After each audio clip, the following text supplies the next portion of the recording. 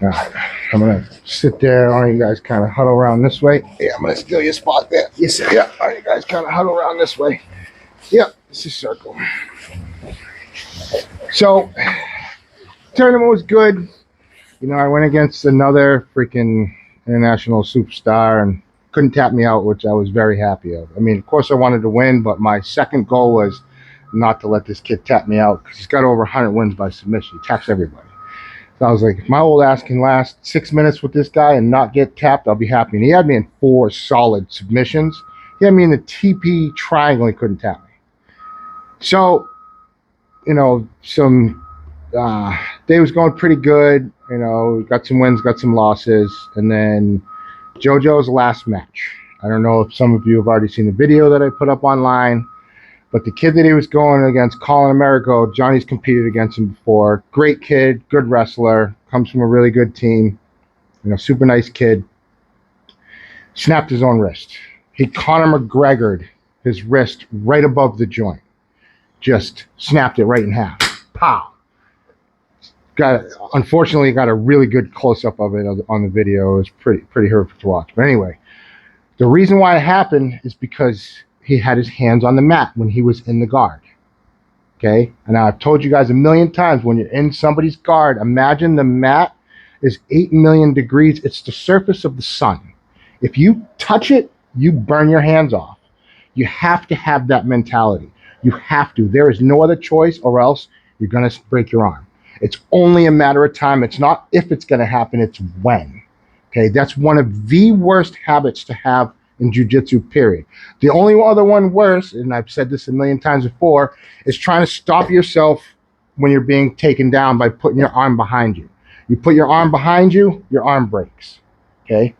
Now, they weren't even very high off the ground. They were what, maybe 8 inches off the ground, Johnny? Yeah.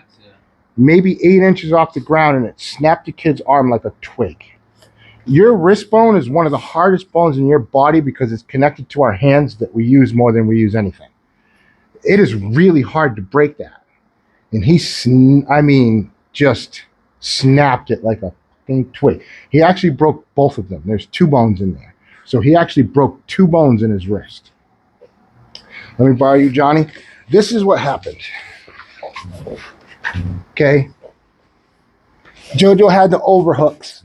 Okay? Now, instead of, even if you're doing this, you're cupping the person like this, you don't want to try to lift the person and try to slam them to get your arm free. That is not how you do it, okay?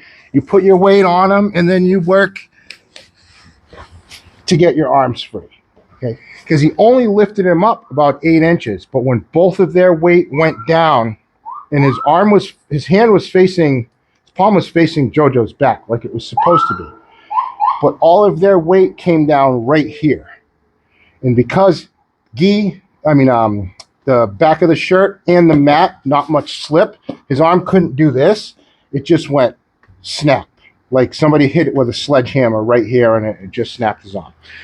Whenever you're in somebody's guard, whether it's locked or not, whenever I'm on top, never. Okay? It's not just a safety thing. It's also, I put my hands on the mat, Johnny's going to submit me. He's going to wrap my arm up or something, and I'm done. Okay? Hands on the person. Control the biceps. Control the pants. Work to get the guard open. Another thing that he did a lot was he was reaching up and grabbing for the head in the guard. We never do that. Okay? When I do this, I give all my weight to Johnny. Johnny sweeps me over really easy. Okay? So whenever you're in somebody's guard, rule number 1, do not touch the fucking mat with your palms, ever. Hands on them. Hands on them, okay? Biceps, belt, pants, step up, break the guard. However you want to do, no hands on the mat, okay? Second thing, the only thing you should be worried about when you're in the guard is getting out of the guard. That's it. There are no submissions here. There are a couple, but the chances of hitting them are so slim, it's not worth the risk of getting armbarred or triangle.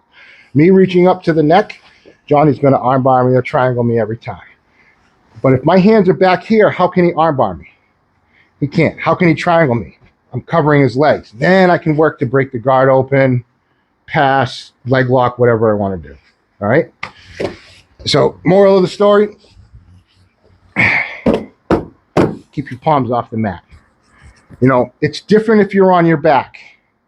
If I'm on my back and I'm using the ground, a lot of times I'm using my elbows. I still never put my palms on the mat. Whenever I barely touch the mat with my hands.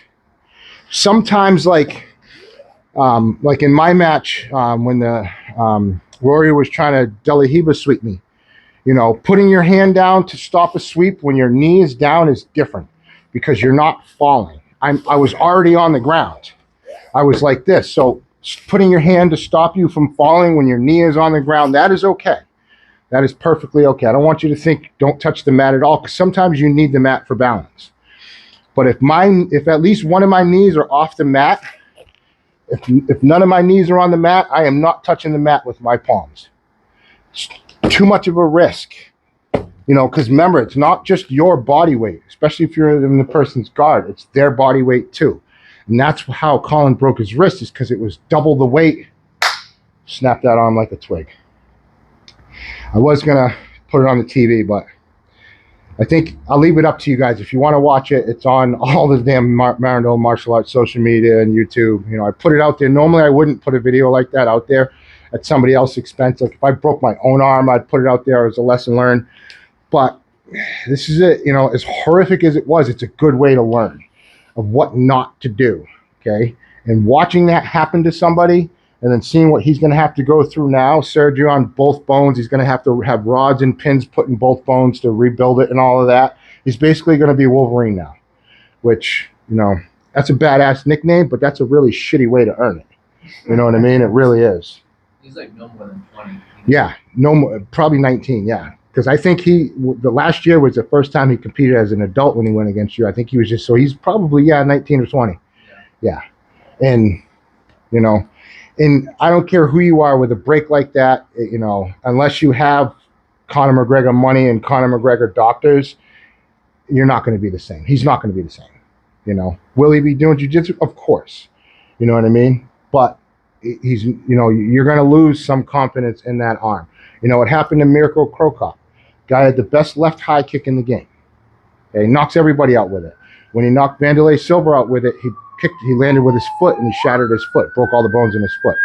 And ever since then, he's maybe has a couple of left high kick knockouts when all of his wins were by left high kick knockout.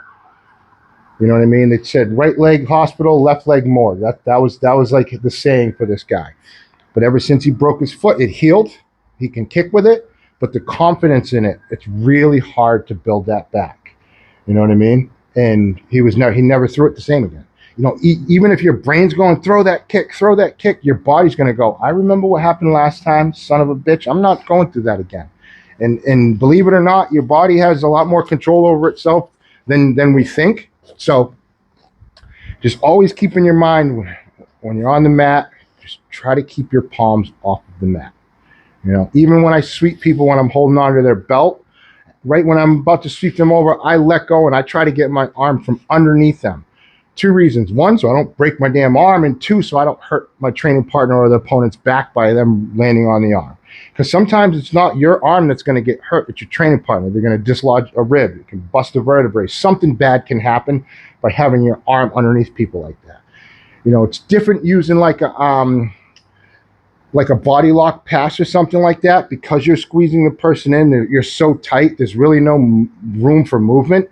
You know, that's a little bit different, but you know, only the really high elite level people like Gordon Ryan are really successful with that. Most people that try, they end up hurting themselves or somebody else. So to be perfectly honest, I wouldn't even bother messing with any of that stuff. Just stick to your regular passes and your regular sweeps, stuff like that. All right, now we can get back to jiu-jitsu.